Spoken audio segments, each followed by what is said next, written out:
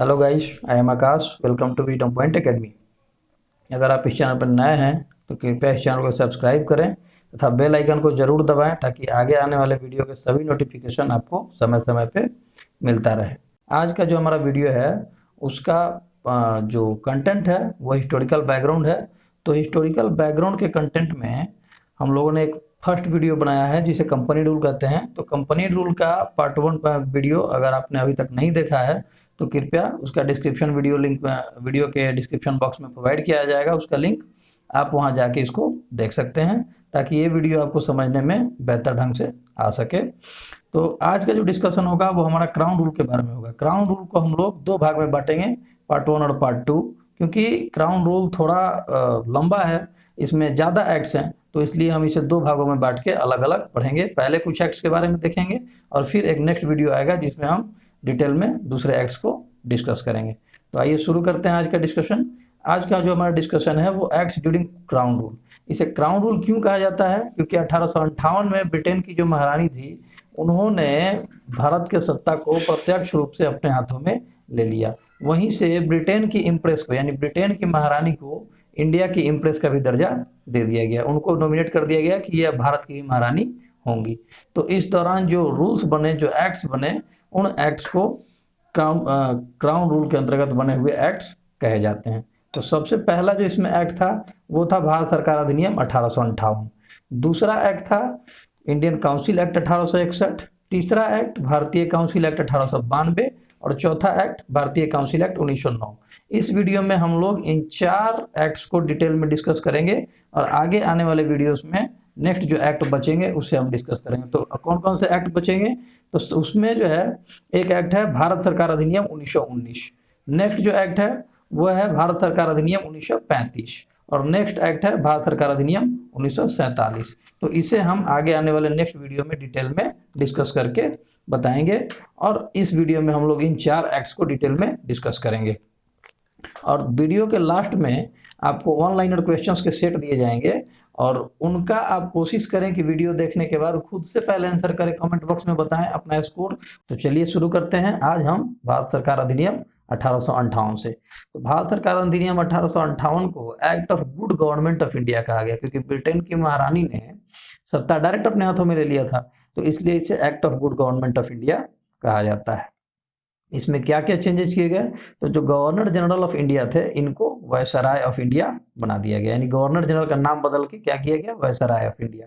इसमें legislative council और executive council viceroy को हेल्प करने के लिए थे।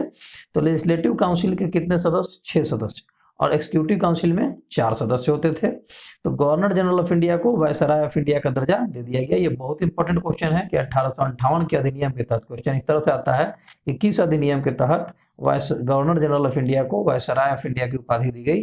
तो वह है 1858 का भारत शासन अधिनियम। तो पहले वायसराय कौन थे? ये भी वेरी इंपॉर्टेंट क्वेश्चन है कि पहले वायसराय ऑफ इंडिया कौन थे।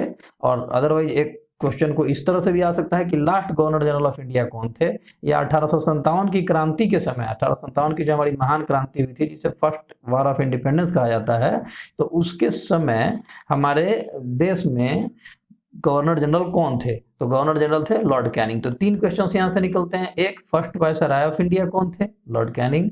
First last governor general of India कौन थे? Lord Canning. और 1857 के विद्रोह के समय भारत के गवर्नर जनरल कौन थे? तो लॉर्ड कैनिंग। ये 3 बहुत इंपॉर्टेंट क्वेश्चन 1858 के अधिनियम से निकलते हैं। नेक्स्ट देखते हैं इस अधिनियम में क्या बदलाव किए गए। तो नेक्स्ट क्या हुआ कि जो कोर्ट ऑफ डायरेक्टर्स और बोर्ड ऑफ कंट्रोल जो कंपनी के अधीन बनाए गए थे, इन दोनों पोस्टों को अब खत्म कर दिया गया और उसके जगह पे भारत सचिव का पद बना।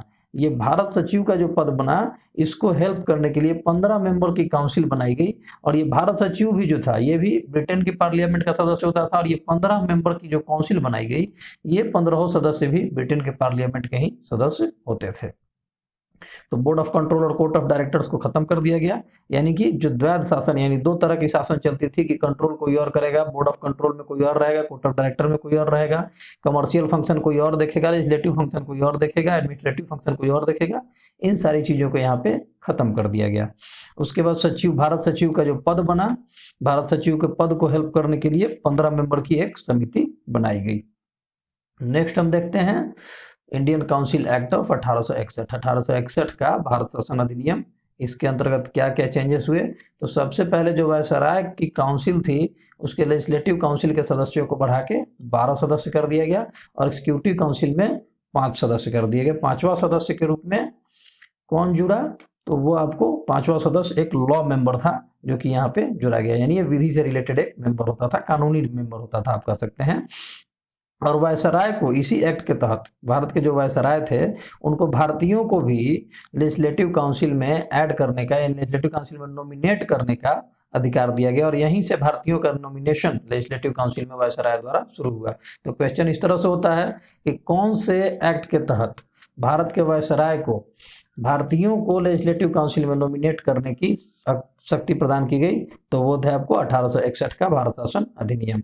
तो वायसराय ने सबसे पहले जिनको नॉमिनेट किया था वो थे राजा बनारस, क्योंकि बड़े लोगों को नॉमिनेट किया जाता था, लिमिटेड फ्रेंचाइज थी, तो उस समय जो प्रभुत्वशाली लोग थे तो वायसराय ने उनको चुन के वहां पे डाला। सबसे पहले थे राजा बनारस, फिर सेकंड जो थे महाराजा पटियाला और सर दिनकर राव, ये एक महान पॉलिटिशियन इंडिया में कहे जा सकते हैं। लेजिस्लेटिव पावर जो बॉम्बे और मद्रास की जो पहले के अधिनियमों में छीन ली गई थी, इसके बारे में डिटेल आप पहले वाले वीडियो में देख चुके होंगे और जिन्होंने नहीं देखा होगा वो कृपया जाके वहां पे इस डिटेल को देखें। तो मद्रास और बॉम्बे प्रेसिडेंसीज की जो लेजिस्लेटिव पावर थी यानी विधान बनाने की शक्ति थी यानी नियम बनाने की शक्ति थी, उसको फिर से रिस्टोर कर दिया गया जो पहले के अधिनियमों में छीन ली गई थी। तो वायसराय को ऑर्डिनेंस इशू, ऑर्डिनेंस का मतलब होता है अध्यादेश, अध्यादेश इशू करने की पावर दी गई, जो आज भी हमारे अगर हम देखें तो केंद्र सरकार और राज्य सरकार दोनों स्तरों पे अध्यादेश जारी करने की शक्ति दी गई है, जिसमें प्रेसिडेंट वहां पे करते हैं और यहाँ पे गवर्नर करते हैं। तो सिमिलर प्रक्रिया अपनाई गई। तो जब हम प्रेसिडेंट और गवर्नर पढ़ेंगे तो वहां पे इसके बारे में डिटेल में देखेंगे। तो ऑर्डिनेंस का जो लाइफ था वो 6 महीने होता था, यानी 6 महीने बाद वो ऑर्डिनेंस खुद ब खुद लैप्स कर जाएगा, खत्म हो जाएगा। पोर्टफोलियो सिस्टम की शुरुआत की गई। पोर्टफोलियो सिस्टम क्या होता है कि जैसे आप आज देखिए हमारे पास जो हमारे प्रधानमंत्री होते हैं सारे काम वो नहीं करते हैं, वहाँ केवल वायसराय काम करते थे और वायसराय काम करते थे, इसलिए यहाँ पे पोर्टफोलियो सिस्टम की शुरुआत की गई कि भाई पूरा काम वायसराय अकेले नहीं कर सकते हैं। तो जैसे आज हमारे यहाँ गृह मंत्रालय है, रक्षा मंत्रालय है, विदेश मंत्रालय है, वैसे ही उस समय अलग अलग मंत्रालय कह सकते हैं उसकी शुरुआत की गई। पोर्टफोलियो सिस्टम की शुरुआत 1861 के अधिनियम के तहत की गई। नेक्स्ट जो हमारा है वो इंडियन काउंसिल एक्ट ऑफ 1892। तो 1892 का इंडियन काउंसिल एक्ट क्या करता है, तो वायसराय की जो काउंसिल थी उसके लेजिस्लेटिव काउंसिल के मेंबर्स को इंक्रीज करके 16 कर दिया गया और एग्जीक्यूटिव काउंसिल के मेंबर्स को 6 कर दिया गया। लेजिस्लेटिव काउंसिल को बजट पे डिस्कशन करने का, बजट पे डिस्कशन करने का क्या मतलब है कि बजट पहले जो है वायसराय पेश कर देते थे या उनके जो भी उनके निकट लोग थे वो लोग पेश करते थे उनके हेल्प से, और उसके बाद क्या है कि उस पर किसी को कोई भी क्वेश्चन पूछने का अधिकार नहीं था, उसको डिस्कस करने का अधिकार नहीं था। लेकिन 1892 के एक्ट के तहत लेजिस्लेटिव काउंसिल को ये पावर दिया गया कि आप जो है अब क्वेश्चन पूछ सकते हैं और बजट पे डिस्कशन भी कर सकते हैं। लिमिटेड और indirect use of election. Limited और इनडायरेक्ट यूज ऑफ इलेक्शन का क्या मतलब है कि इनडायरेक्ट होगा, यानी इसमें सब किसी को वोट देने का अधिकार नहीं होगा। लिमिटेड का मतलब ये हुआ कि यहाँ हर किसी को वोटिंग में खड़ा होने का अधिकार नहीं होगा, यानी कि सब लोग इलेक्शन में पार्टिसिपेट नहीं कर सकते थे। और ये केवल क्यों किया गया, नॉन ऑफिशियल मेंबर्स को भरने के लिए। नॉन ऑफिशियल मेंबर्स आपने देखा पिछले के एक्ट में कि नॉन ऑफिशियल मेंबर जो थे इनको वायसराय द्वारा नॉमिनेट करने का अधिकार प्राप्त हुआ था, जिसमें उन्होंने 3 लोगों को नॉमिनेट किया था। तो इनको अब जो है लिमिटेड और इनडायरेक्ट यूज ऑफ इलेक्शन के तहत भरे जाने का प्रावधान 1892 के एक्ट में किया गया। नेक्स्ट हम देखेंगे इंडियन काउंसिल एक्ट ऑफ 1909, जो कि एक बहुत इंपॉर्टेंट एक्ट है। इसे मार्ले मिंटो सुधार के नाम से भी जाना जाता है। मार्ले मिंटो सुधार क्यों, तो वो हम देखते हैं। यहाँ जो मार्ले थे ये secretary of state for India, ये भारत सचिव थे। भारत सचिव कहाँ होते थे, तो ये ब्रिटेन के पार्लियामेंट में थे। तो लॉर्ड मिंटो जो थे ये भारत सचिव थे, लॉर्ड मार्ले, और लॉर्ड मिंटो जो थे ये भारत के वायसराय थे। तो इनके नाम पे ही इन दोनों ने मिलकर ये काउंसिल एक्ट बनाया था 1909 का, इसलिए इसको मार्ले मिंटो सुधार के नाम से भी जाना जाता है। तो इसमें जो है वायसराय के काउंसिल के लेजिस्लेटिव काउंसिल के नंबर को इंक्रीज करके 60 कर दिया गया, एग्जीक्यूटिव काउंसिल के नंबर को इंक्रीज करके 7 कर दिया गया, और कुछ एक्स्ट्रा ऑर्डिनरी मेंबर जो वायसराय अपने मर्जी से यानी अपने आप को हेल्प करने के लिए और इनके जो भी निकट लोग होंगे इनको भी वायसराय द्वारा नॉमिनेट करने का अधिकार इस एक्ट के तहत मिला। तो फर्स्ट जो है यहाँ पे वायसराय के एग्जीक्यूटिव काउंसिल में, पहले तक आपने देखा कि non official members legislative council में अपॉइंट होते थे, एग्जीक्यूटिव काउंसिल में इंडियंस को अपॉइंट करने का कोई प्रावधान नहीं था। लेकिन इस एक्ट के तहत वायसराय ने पहली बार क्या किया कि एक इंडियन को अपने एग्जीक्यूटिव काउंसिल में शामिल किया। वो इंडियन थे सर सत्येंद्र प्रसाद सिन्हा, और ये जो है लॉ सदस्य यानी विधि सदस्य के रूप में इनको शामिल किया गया 1909 के काउंसिल एक्ट के तहत। नेक्स्ट इसमें और क्या सुधार हुए, तो जो 16 था पहले लेजिस्लेटिव काउंसिल के मेंबर 16 थे ना, वहाँ पे कुछ इंडियंस को भी नॉमिनेट करने का अधिकार था, तो उसको 16 से बढ़ा के 60 कर दिया गया। नेक्स्ट इसमें युवा के communal representation for Muslims 6 constituency इसमें शुरू हुई है। कम्युनल रिप्रेजेंटेशन क्या होता है, इसे कहते हैं सांप्रदायिक प्रतिनिधित्व की प्रणाली। तो सांप्रदायिक प्रतिनिधित्व की प्रणाली क्या है, सांप्रदायिक प्रतिनिधित्व की प्रणाली यह है कि अगर किसी पार्टिकुलर सीट से, कोई मानते हैं लोकसभा का सीट है, मानते हैं कोई बिहार का लोकसभा का सीट है, पटना का सीट है, वहां से अगर मुस्लिम कैंडिडेट खड़ा होगा, अगर वो कम्युनल रिप्रेजेंटेशन के लिए यानी सांप्रदायिक प्रतिनिधित्व के लिए रिजर्व कर दिया गया, तो अगर मुस्लिम कैंडिडेट वहां से खड़े होंगे तो उनको केवल मुस्लिम ही वोट करेंगे। उस क्षेत्र में रहने वाले हिंदू, सिख, ईसाई या कोई भी धर्म के लोग उनको वोट नहीं करेंगे, केवल मुस्लिम वोट करेंगे। तो 6 प्रांतों में इसको लागू किया गया। नेक्स्ट हमारा क्या है कि इसमें सेपरेट इलेक्टोरेट फॉर मुस्लिम्स, जो कि आपको हमने बता दिया कि ये क्या था, कैसे होता था। लीगलाइजेशन ऑफ कम्युनलिज्म, यहीं से संप्रदायवाद हमारे देश को बांटने की नीति, जो हिंदू मुसलमान भाई यहाँ मिलकर रहते थे, उसे बांटने की नीति अंग्रेजों ने लगाई, फूट डालो राज करो की नीति लगाई, और यहीं से संप्रदायवाद की शुरुआत 1909 के काउंसिल एक्ट से यानी मॉर्ले मिंटो सुधारों को माना जाता है और कहा जाता है, और रियलिटी भी यही है कि यहीं से संप्रदायवाद की शुरुआत हमारे देश में हुई। इसलिए लॉर्ड मिंटो को फादर ऑफ कम्युनल इलेक्टोरेट यानी सांप्रदायिक निर्वाचन प्रणाली के जनक, पिता कहा जाता है इनको। ये लॉर्ड मिंटो जो थे, इन्हीं को कहा जाता है कि कम्युनल इलेक्टोरेट के फादर यही थे। मेंबर्स जो थे, जितने भी मेंबर्स जो लेजिस्लेटिव काउंसिल के मेंबर्स थे, इनको सप्लीमेंट्री क्वेश्चंस पूछने का अधिकार दिया गया, और बजट पे रेजोल्यूशन, अगर बजट में किसी भी प्रावधान से वो खुश नहीं है या कोई चेंज करवाना चाहते हैं तो उस पर भी एक प्रस्ताव पारित कर सकते थे। नेक्स्ट जो हमारा है वो अब इस वीडियो से रिलेटेड जितने भी इंपॉर्टेंट क्वेश्चंस होंगे, कुछ वीडियोज में ही आप देख सकते हैं, और कुछ जो इंपॉर्टेंट क्वेश्चंस जो हमेशा एग्जाम्स में पूछे जाते हैं वो यहाँ पे आपको वन ऑनलाइनर के तौर पे बताया जाएगा। आप प्रयास करें कि हमारे आंसर बताने से पहले आप कमेंट बॉक्स में आंसर लिखें, फिर हमारे आंसर्स को आप देखें। तो देखते हैं कौन कौन से क्वेश्चंस हैं। फर्स्ट क्वेश्चन है, which act is known as the act for the good government of India, यानी भारत के लिए अच्छे शासन की शुरुआत किस एक्ट को कहा जाता है।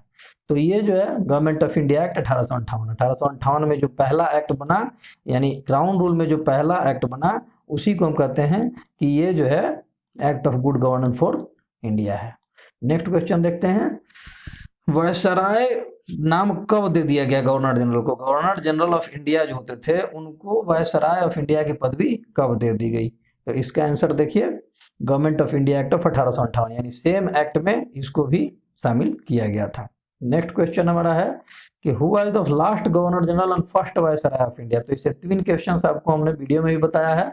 यहाँ आंसर बताने से पहले आप एक बार कमेंट बॉक्स में लिख के अपना स्कोर जरूर चेक करें और बताएं लास्ट गवर्नर जनरल और फर्स्ट वायसराय कौन थे।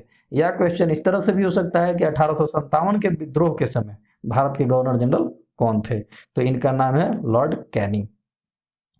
फिर नेक्स्ट क्वेश्चन है कि किस एक्ट के तहत वायसराय को ऑर्डिनेंस इशू करने के, ऑर्डिनेंस का हिंदी एकदम याद रखें आप, अध्यादेश, क्योंकि ये बार बार आता है एग्जाम्स में और बार बार पूछा जाता है आपको हर कॉम्पिटेटिव एग्जाम में।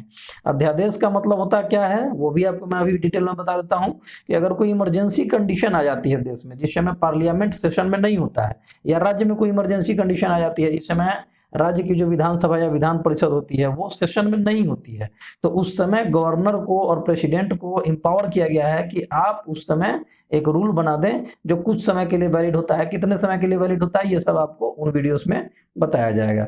तो किस एक्ट के तहत सबसे पहले वायसराय को ऑर्डिनेंस इशू करने की शक्ति प्रदान की गई, तो ये था इंडियन काउंसिल एक्ट ऑफ 1861। और उस समय जो ऑर्डिनेंस थे उनके जो टेन्योर होते थे वो 6 मंथ्स के होते थे, 6 मंथ्स के बाद वो लैप्स हो जाते थे। फिर बहुत इंपॉर्टेंट क्वेश्चन है कि फादर ऑफ कम्युनल इलेक्टोरेट यानी सांप्रदायिक निर्वाचन प्रणाली के जनक, सांप्रदायिक निर्वाचन प्रणाली के पिता किसे कहा जाता है। तो ये जो है हमारे लॉर्ड मिंटो साहब को फादर ऑफ कम्युनल इलेक्टोरेट के नाम से जानते हैं। Was the first Indian to be appointed in viceroy executive council. आपको बताया गया कि लेजिस्लेटिव काउंसिल में नॉन ऑफिशियल मेंबर्स को नॉमिनेट करने का अधिकार था, मगर एग्जीक्यूटिव काउंसिल में नहीं था। लेकिन पहली बार एग्जीक्यूटिव काउंसिल में किस भारतीय को नॉमिनेट किया गया था, अपॉइंट किया गया था वायसराय के द्वारा? तो ये थे हमारे sir Satyendra Prasad Sinha. When was the concept of separate electorate for Muslims adopted? तो मुस्लिम्स के लिए सेपरेट इलेक्टोरेट कब से अडॉप्ट की गई? सेपरेट इलेक्टोरेट का क्या मतलब होता है? वो आपको बताया गया था कि जहां से मुस्लिम कैंडिडेट खड़े होंगे वहां पे हिंदुओं की पॉपुलेशन हो, सिखों की हो, ईसाइयों की हो, उससे कोई मतलब नहीं है, उसके लिए केवल मुस्लिम लोग ही वोट करेंगे। ये कौन से एक्ट के तहत अडॉप्ट किया गया था? तो ये था आपको इंडियन काउंसिल एक्ट 1909। अगर आपको ये वीडियो पसंद आया हो तो कृपया इसे लाइक, शेयर और सब्सक्राइब जरूर करें और आगे अपने दोस्तों को भी बताएं, ताकि और कोई सुझाव आप देना चाहते हो तो आप कमेंट बॉक्स में जरूर लिखें, ताकि आगे आने वाले वीडियोस को हम लोग और बेहतर बना सके। धन्यवाद।